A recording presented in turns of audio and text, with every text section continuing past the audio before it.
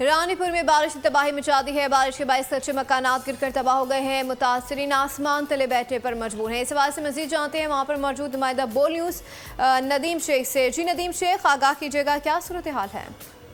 ہاں جی بالکل، ہم اس وقت موجود ہیں رانی پور کے ریلوے اسٹیشن کے تماچی محلہ میں، جہاں پر بارش نے تباہی مچا دی ہے۔ یہاں پر بارش کی وجہ سے جو گھر ہیں وہ مسمار ہو چکے ہیں۔ میں آپ کو بتا چلوں، یہاں پر آپ دیکھ سکتے ہیں کہ بارش کی وجہ سے جو کچے مکان ہیں وہ گر کر تباہ ہو چکے ہیں، جس کی وجہ سے اس کے متاثرین ہیں وہ آسمان تلے بیٹھنے پر مجبور ہوئے۔ ہمارے ساتھ ایک متاثرین موجود ہیں، ان سے بات کریں گے کہ ان کا کیا کہنا ہے۔ جی آپ کا کیا کہنا ہے؟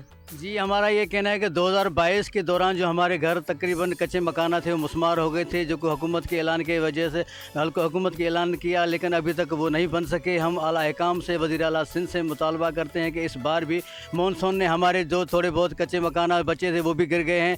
ہم مطالبہ کرتے ہیں کہ ہمیں یہ مکانات بنوا کے دیے جائیں اور ہماری کوئی مالی مدد کی جائے تاکہ ہم اپنے گھروں میں رہ سکیں۔